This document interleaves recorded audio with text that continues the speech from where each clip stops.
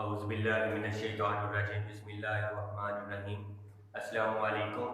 My name is Zahid Iqbal. I'm your physics teacher. Today we are going to discuss chapter number 12, second year physics, important topic, Gauss's law. Today we are going to learn that what is Gauss's law. आज हम सीखने जा रहे हैं हमारे पास Gauss's law क्या होता है। प्रीवियस लेक्चर्स के अंदर हमने पढ़ा था इलेक्ट्रिक फ्लक्स कि किसी सर्टेन एरिया से पास होने वाली इलेक्ट्रिक फील्ड लाइंस को इलेक्ट्रिक फ्लक्स का नाम देते थे। आज हमारे पास वही इलेक्ट्रिक फ्लक्स जो है total flux passing through close surface के अंदर से पास करता है वो इक्वल होता है हमारे पास प्रोडक्ट ऑफ 1/ε0 और charge enclosed in the close surface के अंदर। तो वो देखना है कि हमारे पास गॉसेस लॉ है क्या। आइए डिफाइन करते हैं इसको कि हमारे पास क्या होता है।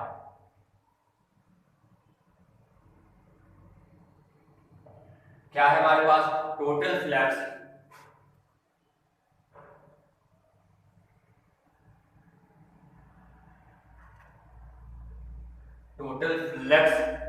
Through any close surface.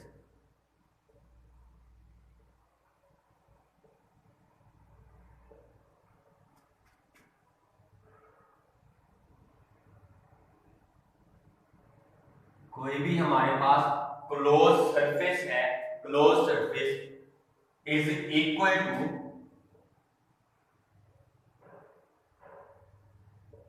To the product of 1/ε0 and charge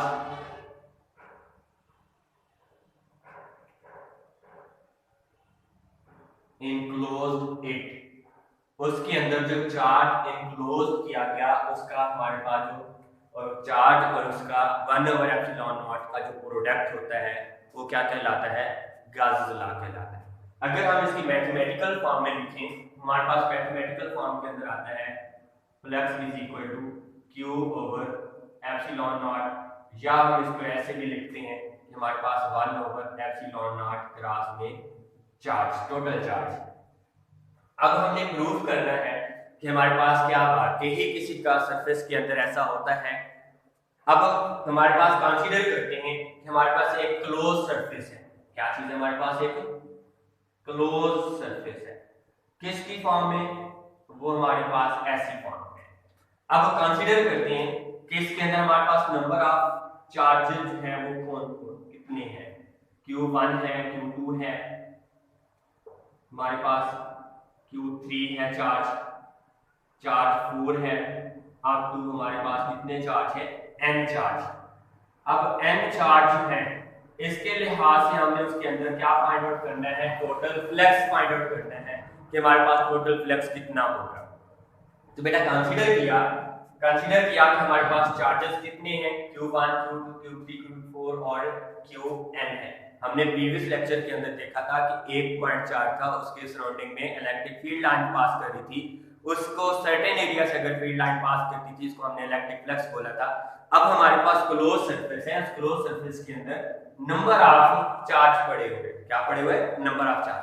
अब इन नंबर ऑफ चार्ज का हमने टोटल फ्लक्स देखना है, वो फ्लक्स हमारे पास क्या कहलाएगा, गॉसेस लॉ का फ्लक्स होता है। तो क्या होगा हमारे पास फ्लक्स थ्रू पहले चार्ज के लिहाज से क्या लिखते हैं हमारे पास, इलेक्ट्रिक फ्लक्स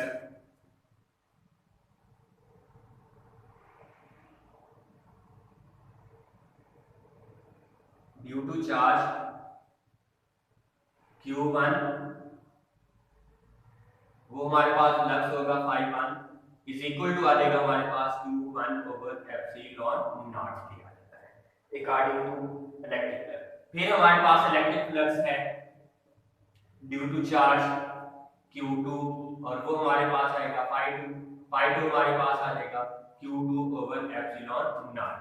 इसी तरह से हमारे पास नंबर ऑफ चार्जेस थे तो उसके लिए क्या आएगा हमारे पास, electric flux due to charge Qn, हमारे पास जो फ्लक्स आएगा वो भी Qn होगा और वो आएगा Qn/ε0 के बराबर आता है। तो बेटा ये थे हमारे पास उसके फ्लक्स के हमने टोटल नंबर ऑफ चार्जेस के लिहाज से फ्लक्स कहते हैं। तो हमारे पास टोटल चार्ज होगा, हमारे पास टोटल फ्लक्स जो होगा वो कैसे फाइंड करते हैं? टोटल फ्लक्स जो है वो कैसे होगा? वो हमारे पास इन सब फ्लक्स का सम होगा।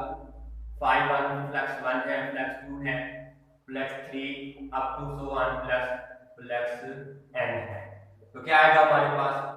Charge 1 over epsilon naught plus charge 2 over epsilon naught plus charge 3 over epsilon naught plus up to so on plus आ जाएगा हमारे पास qn over epsilon naught n। तो हम यहाँ से क्या कॉमन ले सकते हैं? 1 ओवर एप्सिलॉन नॉट कॉमन है हमारे पास, 1 ओवर एप्सिलॉन नॉट, बाकी हमारे पास है q1 plus q2 plus q3 plus up to so on plus में qn है। तो यहाँ पे हमारे पास चार्ज 1, चार्ज 2, चार्ज 3, चार्ज 4 जो है वो क्लोज सरफेस का टोटल चार्ज है।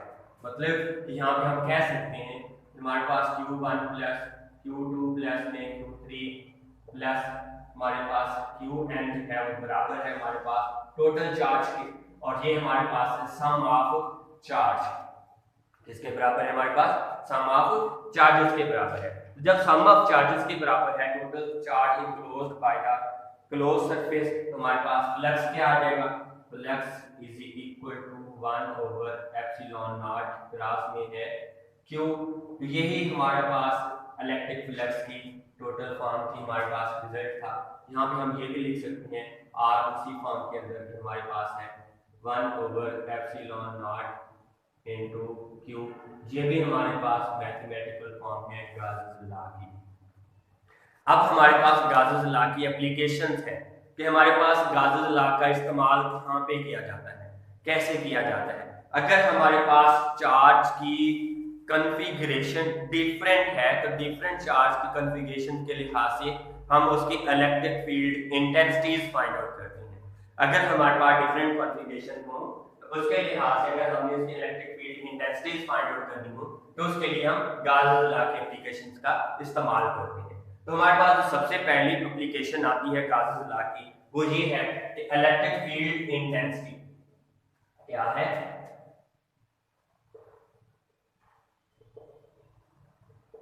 Application of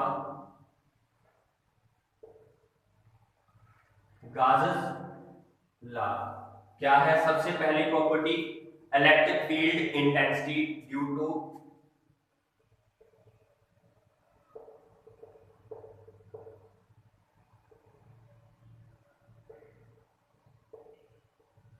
electric field intensity find करनी है इनसाइड ए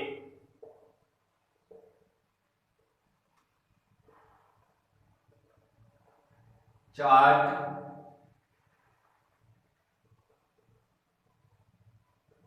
हॉलो स्फीयर।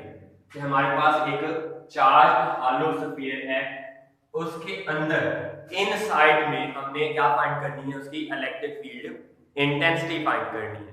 तो उसके लिए कंसीडर करते हैं हमारे पास जो स्फीयर है, हमारे पास हॉलो स्फीयर है, इनका फॉर्म ऑफ हॉलो स्फीयर है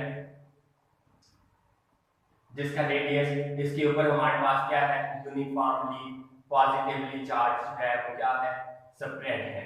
क्या है इसके ऊपर? Uniformly distribution of uniform positively charge. हमने क्या बोला था? चार्ज हॉलो स्फीयर है कि ये हमारे पास पॉजिटिवली चार्ज है।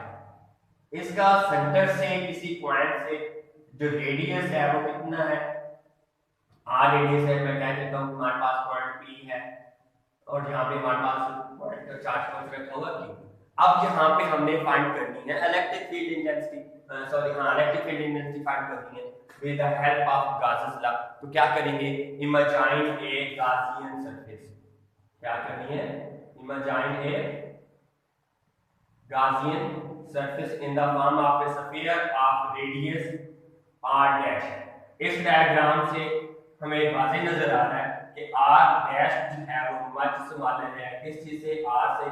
या हम ये भी कह सकते हैं radius of hollow sphere is much greater than radius of Gaussian surface, then radius of Gaussian. अब हमें गाउसियन सरफेस क्या होती है कि हमारे पास चार्ज स्फीयर के अंदर, चार्ज के अंदर हमारे पास वो जगह है जिसके अंदर हमने इलेक्ट्रिक फील्ड इंटेंसिटी मेजर करनी होती है, कैलकुलेट करनी होती है। वो सरफेस हमारे पास क्या कहलाती है? गाउसियन सरफेस कहलाती है। क्या है हमारे पास? गाउसियन सरफेस है। और ये हमारे पास क्या है? क्लोज सरफेस, एस है स्फीयर ऑफ जो सरफेस है।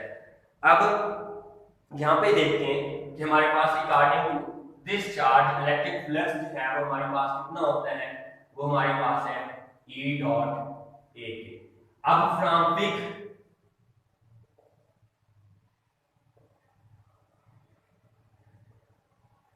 it is clear that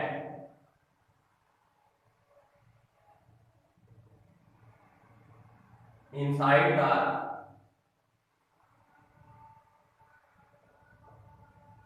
Gaussian surface there is no charge।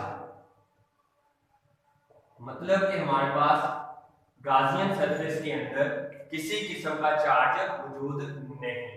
Then according to Gauss's law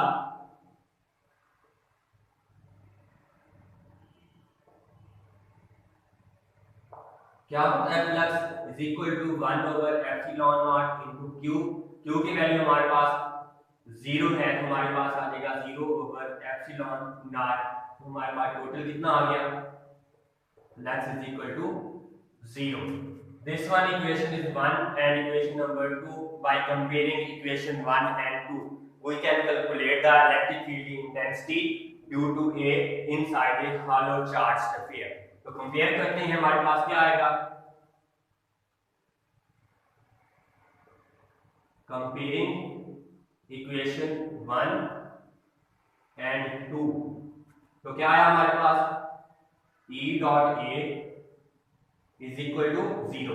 hint है हमारे पास कि उसका वेक्टर एरिया जो है वो 0 के बराबर नहीं है। So the electric field intensity जो है वो किसके बराबर आ जाती है? 0 के बराबर आती है। तो इसका मतलब है कि हमारे पास गाउसियन सरफेस के अंदर हॉलो चार्ज स्फीयर है, उसके अंदर किसी किस्म का चार्ज नहीं पाया जाता, उसके अंदर हमारे पास फ्लक्स भी क्या होगा? 0 होगा। तो हम इसको कह सकते हैं कि हमारे पास क्या है? Interior of the hollow charge metal sphere. Interior of the hollow charge sphere वो क्या है हमारे पास? यहाँ पे डिजाइन लिख देता हूं, the interior of hollow charge sphere is field free region. कि उसके अंदर किसी किस्म की फील्ड नहीं पाई जाती। तो बेटा ये था हमारा आज का लेक्चर कि हमने गॉसेस लॉ के बारे में सीखा है। ओके।